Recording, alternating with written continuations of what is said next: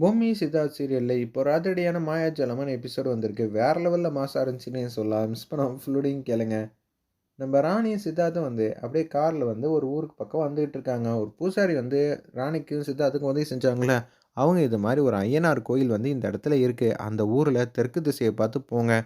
கண்டிப்பா நீங்க அங்க போனீங்கன்னா, கண்டுபிடிச்சிடலாம் அப்படின்னு சொல்றாங்க. இந்த ஊர்ல தான் கோயில் இருக்குன்னு அவர் சொன்னாப்ல. அப்படி இருக்கும்போது, நம்பளால இந்த கோயில கண்டுபிடிக்க முடியுமா? என்ன ராணி சொல்ற?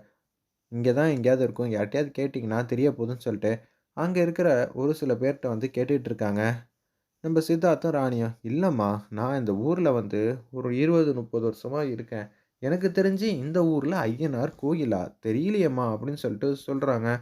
அதே மாரி இன்னும் ஒரு சில பேர் 50 வயசு கிட்ட ஆள் இருக்காங்க. அவங்கள்ட்ட கேட்குறாங்க, "இது மாரி இந்த இடத்துல தெற்கு திசையில ஒரு ஐயனார் கோயில் இருக்கே, உங்களுக்கு தெரியுமா?" "என்னது? இந்த ஊர்ல ஐயனார் கோயிலா? நான் 40 வருஷமா விவரம் தெரிஞ்சதுலேருந்து இந்த ஊர்ல தாம்மா இருக்கேன். எனக்கு சுத்தமா தெரியல" அப்படின்னு சொல்றாங்க. "ஏன்டா அது சத்திய சோதனையா இருக்கு" அப்படின்னு சொல்லி அந்த இடத்துல இன்னும் கொஞ்சம் வயசானவங்கள்ட்ட கேட்குறாங்க. அவங்களுக்கும் தெரியலன்ட்டாங்க.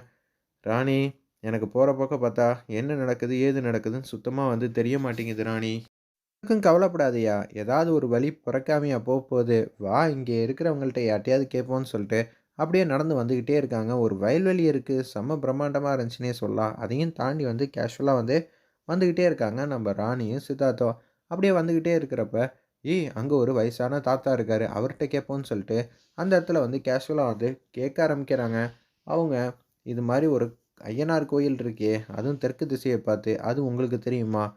"ஆமா, எனக்கு தெரியும். அந்த கோயில் இங்க இல்லவே இல்ல." "என்னய்யா சொல்றீங்க? இருக்குங்கிறீங்க. சந்தோஷப்படுறதுக்குள்ள, அது கண்ணுக்கு தெரியாதுன்னு சொன்னீங்கன்னா, என்ன அர்த்தம்?" "ஆமாம் தம்பி. ஒரு காலத்துல அந்த கோயில் இருந்துச்சு. ஆனா இப்ப அந்த கோயில் இல்லவே இல்ல." "என்ன சாமி சொல்றீங்க? ஏதா ஒரு வழி காட்டுங்க." "ஐயா, தயவு செஞ்சுய்யா, நாங்க உங்களுக்கு பணம் காசு வேணாலும் தந்துர்றோம். எவ்வளோ கேட்டாலும் தர்றோம்ன்னு" சொல்லி அந்த இடத்துல சித்தார்த் சொல்றாங்க, "அந்த கோயிலுக்கு மட்டும் கூட்டிட்டு போறீங்களான்னு."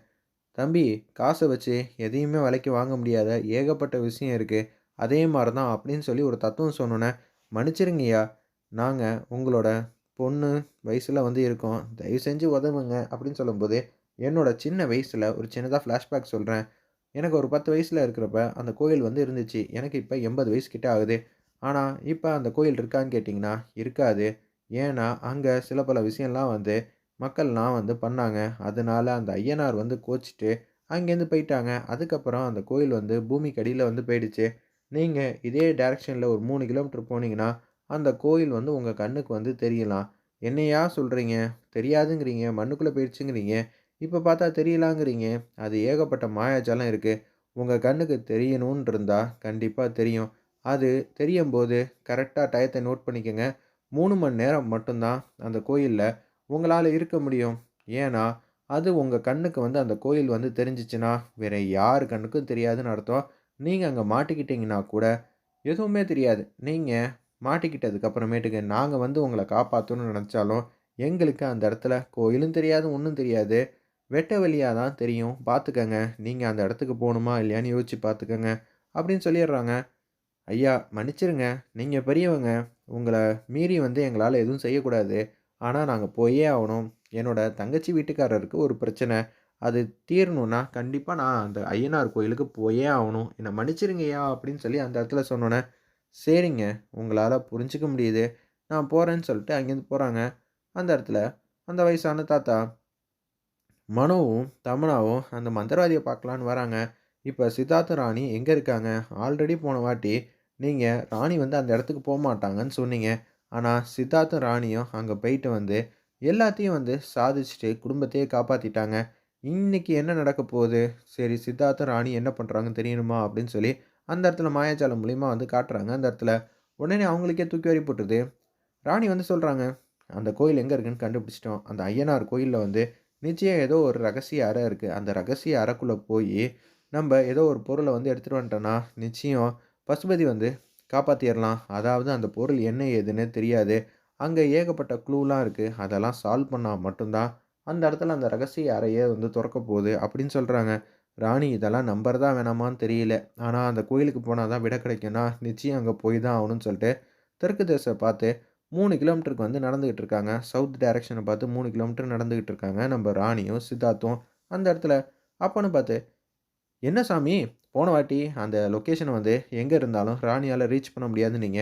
இப்ப அந்த கோயிலே எங்க இருக்குன்னு தெரியுது. அப்படி இருக்கும்போது, எப்படி இதெல்லாம் உங்களுக்கு தெரிஞ்சுச்சு? நீங்க அலட்சியமா இருந்தப்ப, அந்த பூசாரியே வந்து அவங்களுக்கு இந்த மாரி எங்க கோயில் வந்து தெற்கு திசையில இருக்கு. நீங்க போய் பாருங்கங்கிற மாரி சொல்ட்டாங்க. இப்ப இவங்களுக்கு எல்லா விஷயமும் சொன்னது யாரு? நான் தான் சொன்னேன். என்னது நீங்க தான் சொன்னீங்களா? அப்படின்னு சொன்னோனே, கொஞ்ச நேரத்துக்கு முன்னாடி ராணிகிட்டயும், சித்தார்த்துகிட்டயும் சொன்னது யாருன்னு நெனைக்கிறீங்க? அந்த வயசான தாத்தாவே நான் தான். அட போங்க சாமி! உங்களுக்கு மாயாஜாலம் தெரியும்ன்னு சொல்ட்டு, எல்லாத்தையும் நீங்க தான் சொன்னீங்க, நீங்க தான் சொன்னீங்கன்னா, எப்படி அதெல்லாம்? உடனே அந்த வயசான தாத்தா மாரியே ஆக்கி காட்டுறாங்க. போதுமா? நான் தான் சொன்னேன். சொன்னதெல்லாம் பொய் தானே? இல்ல, சொன்னதெல்லாம் உண்மதான். அந்த இடத்துல தான் அந்த கோயில் இருக்கு. ஏன் அவங்களுக்கு அந்த லொகேஷன சொன்னீங்க? சுத்தி இருக்கிற யாருக்குமே அது தெரியாதப்ப, நீங்க தேவையில்லாம சொல்லியிருக்க வேணாம்ல. சொல்லியிருக்க வேணாம் தான். ஆனா சொன்னா தானே கதைக்களத்தில சுவாரஸ்யமா இருக்கும். அது மட்டும் இல்லாம, எனக்கு என்ன பண்ணணும், ஏது பண்ணணும்னு எனக்கு தெரியும்ப்பா. அதனால நீ எதுக்கும் கவலைப்படாத அப்படின்னு சொல்றாங்க. என்ன சாமி நீங்க சொல்றீங்க? நீங்க சொல்றது எதுவும் புரிய மாட்டேங்குதே. நீங்க சொல்லாம இருந்திருக்கலான்னு சொன்னா, இப்படியெல்லாம் பேசுறீங்க அப்படின்னு சொன்னோனே, எல்லாத்துக்கும் அர்த்தம் இருக்குப்பா. அவங்க அந்த 3 கிலோமீட்டர்லாம் தாண்டி போவே முடியாது. ஏகப்பட்ட மாயாஜாலம்லாம் இருக்கு. நிச்சயம் பசுபதி கிட்ட வந்து மாட்டுவாங்க. அதுக்காக தான் அப்படின்னு சொல்லிர்றாங்க. இதுக்கு வேலை சிம்பிளா வந்து முடிய போதுன்னு சொல்லுங்கன்னு சொல்லிட்டு, மனோவும், தமன்னாவும் இந்த பக்கம் சிரிச்சுக்கிட்டு இருக்காங்க. சரி சாமியாரே, பசுபதி கூப்பிடுறாங்க. நாங்க என்ன ஏதுன்னு பார்த்துட்டு வந்துர்றோம்ன்னு சொல்லிட்டு, அந்த இடத்துக்கு வேக வேகமா போயிட்டுருக்காங்க. ஒரு பக்கம் நம்ப மந்திரவாதி மாட்டுக்கும் யோசிச்சிட்டே இருக்காங்க. சித்தார்த், ராணி உங்களுக்கு இனிமேட்டு தான் உண்மையான பிரச்சனைனா என்னன்னே தெரிய போகுது அப்படின்னு சொல்லும்போது ராணியும் அந்த காட்டுப்பகுதிக்குள்ள மாசா வந்து நடந்து போய்க்கிட்டே இருக்காங்க. ராணிக்கு ஏதோ ஒரு சத்தம் வந்து கேட்குது. அவங்கள பின்தொடர்ந்து ஏதோ ஒரு விஷயம் வந்து ஃபாலோ பண்ணிட்டு இருக்குங்கிறத மட்டும் தெளிவா கேட்குறாங்க. "சித்தார்த் நில்லையா?" அப்படின்னு சொன்னோனே, பின்னாடி திரும்பி பார்க்குறாங்க யாருமே இல்ல. யாரோ ஒருத்தவங்க நம்மள பின்னாடி வந்து ஃபாலோ பண்ற மாரி தெரியுது அப்படின்னு சொன்னோனே, அந்த ஒரு விஷயம் வந்து பதுங்குது. வேற எதுவும் இல்ல. வேறு தான் இவங்கள வந்து ஃபாலோ பண்ணிட்டே வந்துகிட்டு இருக்கு. வேற லெவல்ல மாயாஜாலமா இருந்துச்சுன்னே சொல்லலாம் அந்த சீன்லாம். ஒரு பக்கம் யாருமே இல்லாத காட்டுப்பகுதிக்குள்ள போனா, நமக்கு உள்ளுக்குள்ள இது மாரிலாம் தோண வாய்ப்பு இருக்கு அப்படின்னு சொன்னோனே சரின்னு சொல்லிட்டு அப்படியே போறாங்க. சித்தார்த்தையும், ராணியும் வந்து அந்த வேர் வந்து தள்ளி விடுது. அப்படியே கீழ வந்து உட்காந்துக்கிறாங்க. "பாத்தியாய்யா, ஏதோ ஒரு பிரச்சனை இருக்குன்னோனே." "தெரியலையே, நம்மள சுத்தி ஏதோ ஒண்ணு மாயாஜாலம் இருக்குங்கிற மாரி யோசிக்கும்போது, கேஷுவலா வந்து அந்த இடத்துல அப்படியே பின்பக்கமா வந்து திரும்பி பார்க்குறாங்க. சித்தார்த்த வந்து யாரோ ஒருத்தர் இழுத்துட்டு போற மாரி தெரியுது. பார்த்தா வேர். இந்த பக்கம் வந்து வேர் வந்து இழுத்துட்டு போகுது. அப்படியே வந்து சுத்தி அவங்கள வந்து மரத்துல வச்சு கட்டி போடுறாங்க. உடனே வந்து நம்ப பூசாரி இருக்காப்புலல்ல, அங்க போறப்ப ஏகப்பட்ட தடையெல்லாம் இருக்கும். அது மாரி இருந்துச்சுன்னா, "நீ இத அப்படி சாப்பிடுமா, சாப்பிட்டனா கண்டிப்பா உனக்கு பலம் கிடைக்கும்னோனே" கையில என்னமோ ஒரு விஷயம் வச்சிருக்காங்க. "என்ன ராணி பண்ற? இருய்யா ஒரு நிமிஷம் சொல்றேன்னு" சொல்லிட்டு, அத கஷ்டப்பட்டு கையிலேருந்து எடுத்து லூஸ் ஆக்கி, அப்படியே வந்து சாப்பிடுறாங்க ஒரு விஷயத்த. உடனே வந்து அவங்களுக்கு சக்தி வந்துருது. அந்த வேர் வந்து அப்படியே வந்து அவங்கள விட்டு விலகி ஓடிருது. உடனே சித்தார்த் "இத சாப்பிடுப்பான்னோனே, அப்படியே வந்து சாப்பிடுறாங்க. டப்பு டப்புன்னு அந்த வேர் வந்து அங்கேருந்து மாயாஜாலம் மூலியமா மறைஞ்சிருது. சூப்பர் ராணின்னு சொன்னோனே, அப்படியே வந்து போய்க்கிட்டே இருக்காங்க. 3 கிலோமீட்டர் வந்தாச்சு அப்படின்னு சொல்லும்போது, மண்ணுக்கடியிலேருந்து அந்த கோயில் வந்து மேல வந்து தெரியுது. ராணி இந்த விஷயத்த நம்புறதா? நம்பாம இருக்கிறதா? ஒண்ணுமே புரியலையே! அப்படின்னு சொல்லும்போது, இந்த கோயிலுக்குள்ள தான் வந்து ஒரு ரகசிய வந்து குகை இருக்கு. அந்த கதவு எத்தன கதவுன்னு தெரியல. அதுல ஏகப்பட்ட மாயாஜாலமான கதவு இருக்கு. அதுல கரெக்ட்டான கதவ முதல்ல கண்டுபிடிக்கணும்னு ராணியும் சித்தார்த்தும் யோசிக்கிற மாரி காட்டி, வேற லெவல்ல மாஸ் பண்ணியிருந்தாங்க.